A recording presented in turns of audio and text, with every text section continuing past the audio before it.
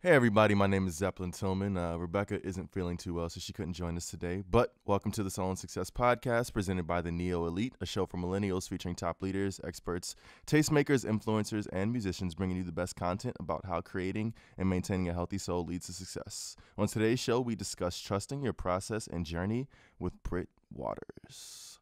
Hey, Zep. What's up? Thank you so much for being here. Thank you for having me. This is dope. So we started this podcast because, as young adults, we kind of realized mainstream conversations about success and conversations about our soul, not necessarily tied to religion, but just like the overall doing better of our lives, weren't really like conversations that we felt were having a lot. So we wanted to have like focused and pragmatic conversations with super dope people about, some of these topics. So we start each episode with either like a quote or theme from something that's going on in pop culture. And then we allow the guest to kind of tell us how this, how it feels. Yeah. And then we'll let that segue into the conversation. So I know you are a Sixers fan. 100%. Born and raised. Dope. So we this is gonna be our prompt for today. So and I think it actually works out well. So trust your process, trust in the process, right? That's kind of been their mantra. So I found an article that kind of explains a little bit about what they went through, and I'm just gonna tie it in a little bit for the audience. So in order to become winners, the Sixers had intentionally become one of the worst teams in professional sports history.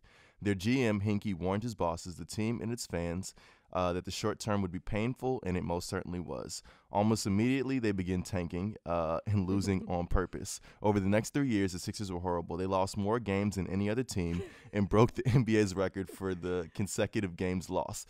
It all culminated in the third season when the team won only 10 of 82 games, making them the second worst team in NBA history.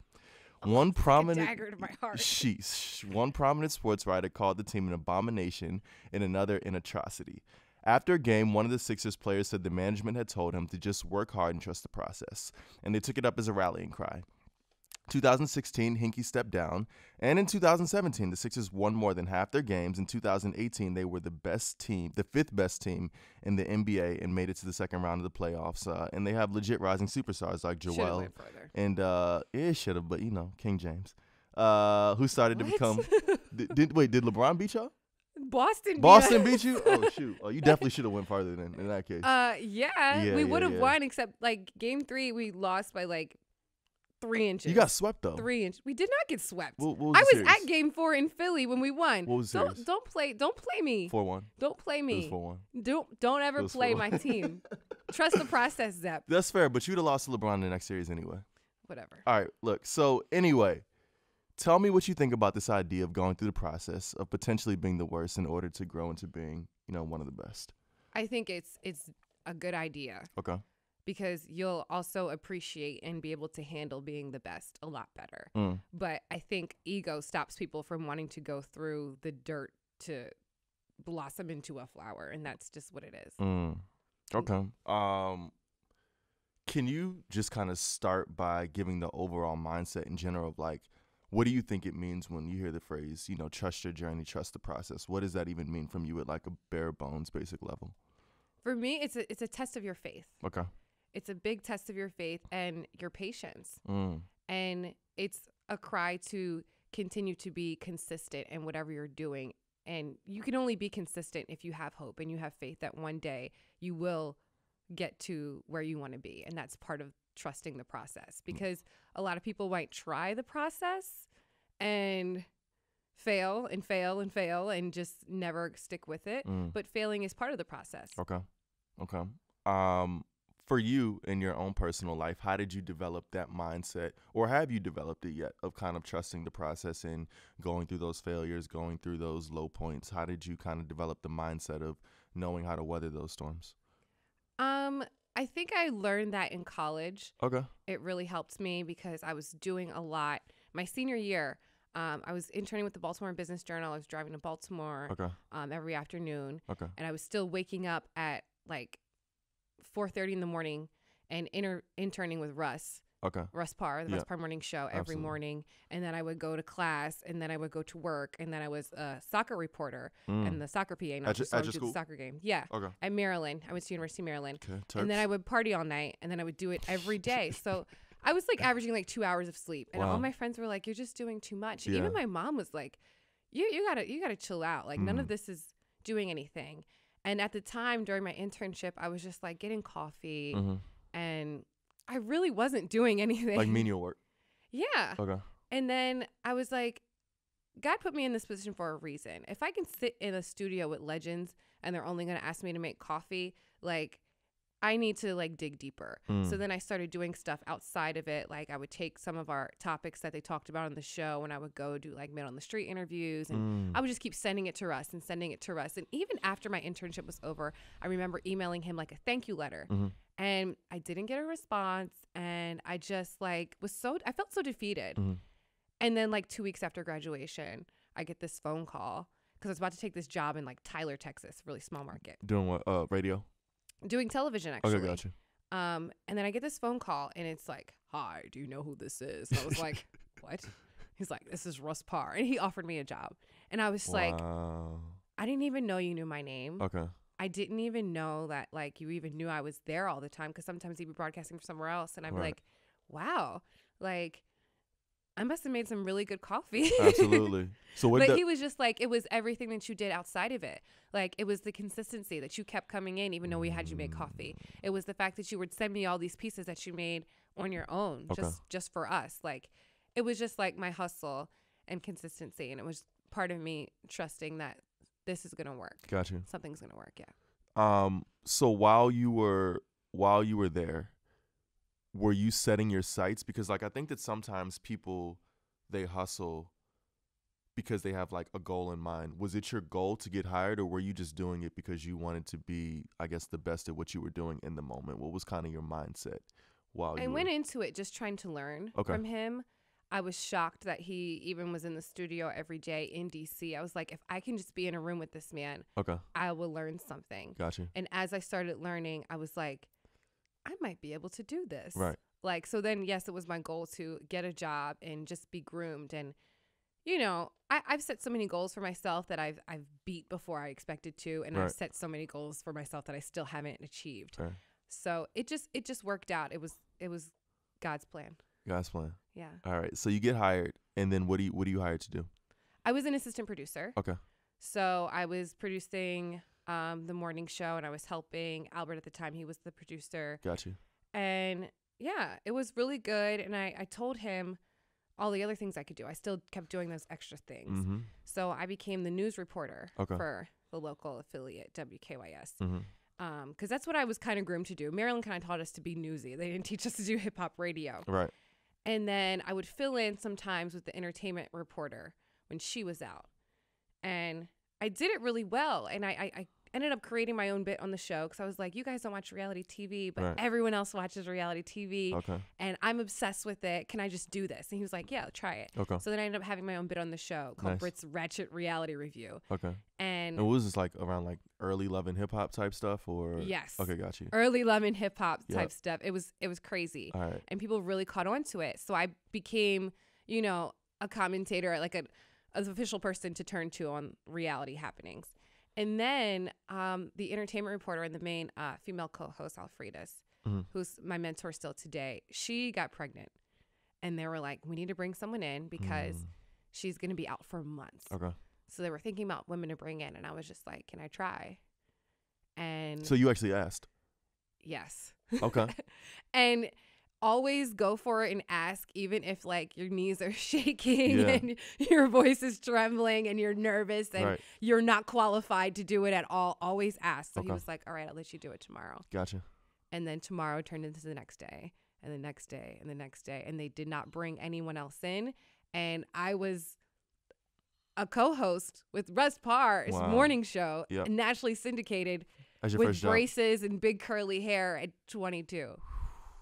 And I was like, I can't believe this is happening. And it happened. And it was amazing. And it was the best thing that ever happened to me. And I'm like, yes, thank God she got pregnant. And then when she came back, I was already part of the show. So I just continued to be like an entertainment reporter and a co-host. And I'm still close with all of them today. Absolutely. Okay. So I love that portion. One of the things I was thinking about is because that was such a new transition for you, were there any growing pains that you kind of had with making that next step from college into the real world? Because I feel like a lot of times, especially like young adults, because you've never done something before, at least like on a professional level, it's a learning curve just naturally, right? So like, Absolutely. did you go through anything during that time period that made it difficult for you, that you just had to like, I'm gonna just stay the course on this? Or because you had been almost embraced by the family and having had intern, was it a bit, easier? There was definitely growing pains, and especially being on a big stage for one of my first jobs. It was hard, but it made everything else worth it. Okay. So like I was mentioning to you before we started, how I had a podcast, I had a show, I did sports reporting, and no one listened. It was like my roommate and my parents. Okay. I did a sports talk show in college. Okay. But even though it didn't get me any like notoriety, no one was listening, it made me comfortable in front of a microphone. And me doing all the extra stuff during my internship made it easier for me when I actually had to do it. Got you. Sitting in with people, I used to follow Alfreda around everywhere she went, even if it was just to hold her purse. Okay. Made me comfortable when they were like, hey, we need you to go cover the BET Awards by yourself and interview Patti LaBelle on the red carpet. I could do it because I was comfortable, because I did it for free and I did it voluntarily, and I followed and shadowed people whenever I could. So it made me more comfortable. But I mean, it was definitely some growing pains, because I'm walking into something, they've been together for over 10 years. It was definitely a little bit harder for me to get comfortable, but things happen. And it was early social media. I mean, we're talking now, it's 2018, we're all used to it, but to be, in a bunch of different markets across the country and being a newcomer and having people talk about how I looked or talk about how I sound, it was a lot for me. Wow. But, it's all part of the game now. Absolutely. Yeah. Absolutely. Why do you think that young people have such a tough time embracing their process and their journey? I think they have a false sense of reality. Yeah. And I do too. Okay. Like I just started like my fitness journey this year. Okay. I've never worked out like my whole life besides Ever. like stuff that like, I mean, I was in marching band, so Okay. that was my workout. Wait, what'd you play? I was in the snare line in the Mighty Sound of Maryland at Okay. University of Maryland drumline. So you were you went to college for this? Oh yeah. I'm like a certified marching band nerd. Okay. Like I had the uniform, but get this, I never told my friends. So my roommate knew. Yeah. But like all my friends would tailgate the games and they would go out, and I'd be like, I don't really like football, I'm going to the library. And the whole time I was in the marching band. No one knew, because I was in the drum line. We had hats. Nobody really knew. And then President Obama was coming to talk at our school. Okay. And he had to talk inside, and we were like playing for him, and we didn't have our hats on. So that was the day. So and all my friends were out. like waiting in line like for hours, like, oh my gosh, we're going to see Obama. I was like, yeah, I'm not going. I don't want to see him. And then they all saw me that So you didn't day. think that through? You didn't think that? I didn't think they would catch me. And they all were like, how long have you been in the marching band? I was like, since freshman year. Wow. What year is this? This was like sophomore year. Okay, all right. Dang, you was living a lie out here. It was a secret. So talk to me. You said your fitness journey. You were saying that. Yes. So I, look on Instagram. I see all these people just like instantly like good. They look great. Like I figured like that would happen for me. I was like, oh, I just went to the gym. Where's my abs? Like, right. Why didn't I lose 10 pounds in a week? Yeah. Like that's what I really thought was reality, because it was what I was seeing on my phone. Okay. Or what I was seeing on TV, not knowing the work that went into it. And I think we kind of look at things in career Absolutely. that way. Everyone comes up to me and is like, Cardi B just like turned into a superstar. Tiffany Haddish just turned into a superstar. And because I've been in the industry I'm in, I remember Cardi sending us mixtapes that were terrible. I remember her before like Love and Hip Hop, like trying to give us music. Wow. And I was like, is there anything we can interview you about? Like, how about we talk about that show? Right. Or like your Instagram. I remember movies with Tiffany Haddish in them 10 years ago. Wow. Like, it's a process. Yeah. Big Sean says that line, it took him 10 years to be an overnight success. Right. And it's hard for us to see it because no one wants to see it. But that's reality. And that's what makes it so much harder, because you're not focused on the process. You're focused on the end goal. Mm-hmm. On a daily basis, do you do anything, like do you have any regiments that keep you grounded and solid in your journey and process now? Absolutely. It was hard for me after college. Like I work 4 jobs. I have a really busy schedule. And I'm not so much of a reader. Okay. So it was hard for me to stick with my faith because I was like, it's not that I don't want to read the Bible. I don't want to read books. I don't want to read magazines. It was just hard for me. Absolutely. It was like, I work Saturday and Sunday, so it was like hard for me to want to be in church. So I found a routine that works. So when I wake up in the morning, I use this app called Abide. Okay, it's like what's a that? meditation app, Okay. but it's scripture based. Mm-hmm. So it'll give you a scripture to focus on. You do the meditation. It goes deeper into that. And you can pick whether you want 2 minutes, 3 minutes, 30 minutes. I mean, it just varies on the day. And then you go to your Bible and it's like, it gives you direction. And I felt like that helped me so much because it just like puts things in perspective before I even start my day. Because I can tell if I wake up late and I don't spend time with God, it just like throws me off. You feel it? Yeah. Oh, yeah. For sure. Yeah, that's real. So I want to sum up this kind of first section. If you had a few key takeaways that you could, let people know about trusting their process, especially millennials and young adults, what would you kind of say, those are? It's okay to hit rock bottom. You should look forward to hitting rock bottom because once you hit rock bottom, it's about to, everything's up from there. Yeah. Yeah. I've had some really tough career happenings about like a year and a half ago before I ended up where I'm at now at Fresh. And I was like, why is this happening to me? Like, I've done everything supposedly right. Like, I was so upset. And every day I was like, I don't deserve this. But now it's like, I'm so glad that happened. So I would never be in the position I'm in now if that didn't happen. So I would try to stress to people, instead of looking forward to the goal, look forward to failing and just know that it's all up from there. Our next segment is called What's Really Good. And, the reason why we call it this is because it just kind of allows us to go deeper into the conversation and about the topic. And some of the things that I think is really important that kind of stands out to me is like this idea of like fear and anxiety when you talk about trusting your process, because it is a scary thing. Like you said, people don't want to hit rock bottom. And it's one thing to hit rock bottom once, but you may have to hit it a few times, right? And not necessarily know. And you can get anxious because, like you said, you feel like you're doing the things you're supposed to do, but it's just not happening in that clock or in that time period that you thought that this success or this goal was supposed to be reached. And I know that in your own personal life before, in our last section, you kind of talked about going through a difficult time. How did fear and anxiety play into your psyche during that moment? Were you fearful of what was going on? Were you anxious, or like how were you kind of coping with those ideas? It's hard for us, I think, younger people, because our whole lives are planned out up to college. Like, absolutely. I mean, yeah. Oh yeah. 8th grade graduation, you're going to high school. Yeah. And then if you're lucky enough after high school, you're going to college. So you have the next 4 years planned. Yeah. And then after that, it's like, now what? Like, I'm not in the place to like get married, start a family, but what are you doing this chunk of time? I'm not working my dream job, but what is there to do? So it's like a lack of direction, and it makes you really anxious because you don't know if you're doing the right thing. And it's part of trusting the process. You have to do it. It gets scary. I think I had like a lot of anxiety because I knew I wasn't doing the right thing certain times, because I had to do certain things to support myself. I mean, I love working in hip hop. I loved hosting clubs, but in the end, I knew that's not what I wanted to do. Absolutely. So when you're actively doing something that you don't want to do, it makes you anxious because you're like, how am I ever going to get here if I'm like actively moving that way? And I can't stop because I have bills to pay, and I have student loans coming after me, and I have a car payment now, and I have to keep going this way when I want to go that way. So it's part of the process, and it's going to cause anxiety.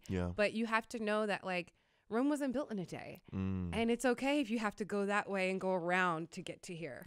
Like, you don't always get to just go that way. Like, sometimes it's a one-way street and you got to make a turn, like DC. Like, it's a one-way street, and then there's a camera over there, so you don't want to go there, so you have to go this way, turn around, and then you eventually get to where you are. So it's just kind of knowing that I can go the alternate route and still make it to where I want to be. And you don't know that until you realize you are going the wrong way. Yeah. And to your point though, even in DC, I mean, at least you may have a navigator, or at least you may have directions, right? Like if you're going the way that it just doesn't feel right to you, but you don't necessarily know how to get back on the other path. Yeah. That's even scarier. It's so scary. And you're waking up every day like, I'm going the wrong way. I'm going the wrong way. Okay. And one day you just realize it's okay if I'm going the wrong way. Yeah. Because it's a journey.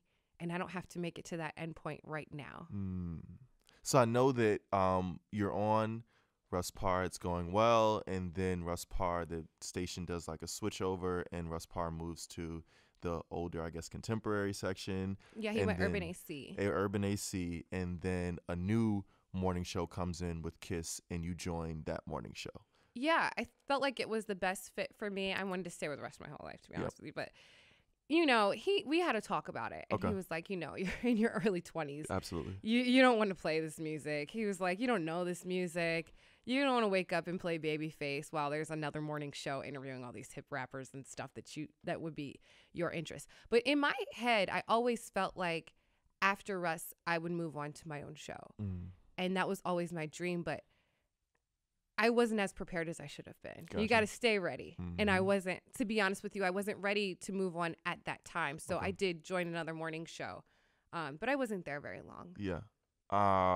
And while you were there, and we don't have to go super deep into it, but I know that, as you even kind of said earlier, that was another learning process for you, another step, because while you kind of were surrounded, you know, within a family at the Russ Parr Morning Show, on the new morning show that you got to, there's a lot more responsibility, a lot more role, a lot more, you know, newer things that you had to deal with. Yeah. As best as possible, how did you deal with that transition and the difficulty of getting over some of those, you know, hurdles?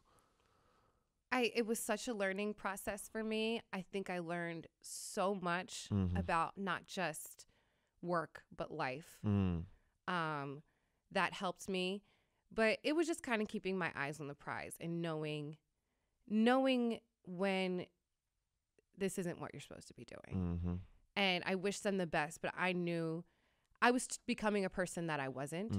And I think that that's something I always need to stay true to, is just being me, because that's how you become successful. I don't want to become successful being someone else, because I know I can't keep it up. I don't want someone to see me in Starbucks and like and see me acted up and be like, that's not you. I have to be the same person. And when I felt like I was becoming someone else, I knew I had to get out. So the best thing for me was to leave. Yeah. And I love that, because it sounds like what you're saying is like a part of trusting your journey and trusting the process is not allowing yourself to stay in toxic situations. Yes. Right? Like, it's one thing to have to go through growing pains and to learn. It's another thing to purposely keep yourself in an area where you're not feeling good about yourself and where you're not feeling good about what's going on. Yeah. That's something different. There's a lot of stuff that you're going to go through. Yeah. But compromising who you are is never an option. That's never something you need to go through. Absolutely. And for me, I'm blessed. I have parents. I have an older sister. I had a family unit. I had a little bit of savings. I had a roommate. I was like, you know what? God's got me. Like, I'm going to be fine. I don't need to do anything that I don't want to do. And I'm not going to mess up someone else's situation. Like, if I don't want to be there, I'm not going to mess it up for someone else who had this awesome opportunity. You know, they had this new morning show. I wanted to be there for them and do it right. But when I realized that I wasn't doing it right, I knew I had to leave. Yeah. So you go through that experience, you step away, and then it seems almost instantly God just opens up another door for you. So talk to me about kind of how you then come out on the other side to where you're at right now. So I've wanted to do pop my entire life. Okay. I grew up in Philly. I was a fan of like Q102. I've always wanted to do top 40, but there was no way I could do it because I was always in urban radio. So I reached out to Steve Davis because he's a program director here at in DC, program director for WPGC, which is another hip hop station. But he was also the program director for Fresh. And I was like, if I could ever get into pop, this is how. Yeah. Because he knew me because he was also the program director for the hip hop station. Got you. So he knew, because I guess the rivalry was chaos. So he kind of knew what I was doing. And I reached out to him and he was so welcoming that it just, I had so much regret on my shoulders because I was like, why didn't I reach out to him 6 months ago? Yeah. Like, because I just didn't feel like I was ready to have my own show. I was like, no one is going to let me be on the radio by myself. Like, are you crazy? And the way he was such a fan of mine, it was shocked me because I was a fan of his. Absolutely. And I was like, if he knows me now, he knew me 6 months ago, and I just never went for it. So now I just apply. I will apply for Oprah's jobs. Like, I'm like, whatever. I might trick somebody and actually get a gig. Yeah. Yeah. I love that. So this final segment is called It's a Vibe. And music is such an important thing, I think, to our generation and our culture and the way that it kind of is woven into our lives. And so the prompt that, we kind of give every guest related to their topic is, so when you're kind of going through, either difficult times or whatever may have you, what are you listening to? What do you kind of put on in order to kind of get you through, that time period? It depends on what it is. Okay. I have certain artists who are my favorite to just listen to. Like, I love Mariah Carey, but if I'm trying to get into a mood of motivation, I listen to Kanye West. I listen to new Kanye or old Kanye? It's the same Kanye. Whoa. Poopity scoop is not college dropout. We gotta let people evolve and change. And I think, I mean, Kanye's album just dropped yesterday? Yeah, unfortunately. But to see the man who said, like, no one man should have all this power and all this ego and all of this, to see a man talking about, I'm crazy, I'm bipolar, I'm on pills, my wife almost left me. Yes. Like, to see one man do both of those, it's just so inspiring to my mantra of the being yourself. Okay. I was like, he's so brave to be himself. I was like, if Kanye West, who said no one man should have all this power, can be the same person talking about how he's on pills and bipolar, it don't matter what I do. Like, I can be myself. If he can be his self, if he can be crazy in these streets and still be successful, I think I can, slip up sometimes. I can, be shocked on a podcast so with no real clothes on, and when you didn't tell me I was going to be on camera. Well, I'm Shane. But yeah, Fall Out Boy too. I love Fall Out Boy. Their new album Mania. Yep. I cannot stop listening to it, and it's just like, you don't realize how much they've affected our generation until you listen to their music. Because I know people that listen to hip hop all day, every day.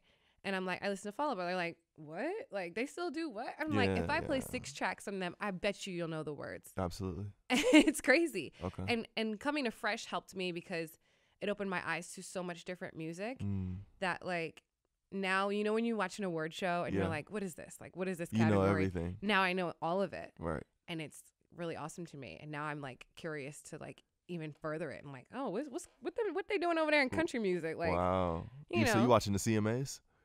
No. Actually, I want to watch them because Backstreet Boys is going to be on. They're back? Yes. They actually charting for the first time in like 20 years. Really? Yes. Like all 5, 6 of them? Nick Carter included? All of them. Even Kevin is back. I'm acting like I know about that. Okay. All right. That's fair. Britt, thank you so much for joining me today. Thank you. I really appreciate you. So I have 2 final questions for you.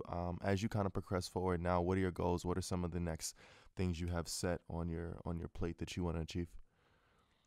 Just being more confident in the things I do. I think that'll lead to a lot more opportunities. Taking more time for self-care, which is important. I think we forget that, being young people so driven to get to that goal, that end goal. I definitely have pushed that aside a lot. And like I said, I started doing more fitness stuff this year. Started just like not eating nachos every day. So self-care is a big goal for me.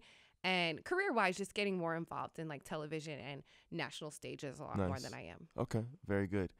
And our final question, we give this to every guest, soul is. So I'm going to give you the prompt, what is soul to you? So you would say soul is X. Okay. So, Britt, what is soul to you? That's a hard question. Like the Webster definition? Or like to you, what is soul? Soul is kind of like the flavor that makes you you. I like that. Soul is the flavor that makes you you. Yeah. Your little bit of uniqueness. Okay. All right. Very good. And I'll just tell people where they can find you, how they can listen to you, and all that good stuff. If you want to know my whole life and stalk me, my mom says I post too much on Instagram. I'm in the stories. If you like want to kill me, you can find exactly where I am at all times on Instagram at It's Britt Waters. If you're in DC, you can listen to my show 7 to midnight, Monday through Friday on 94.7 Fresh FM and on the radio.com app. I host the Washington Mystics games, the Arena Football, Washington Valor games. I'm also on the DC Cable Network as well. All this stuff is at BrittWaters.com. Just go there. Just find my whole life. Just go there.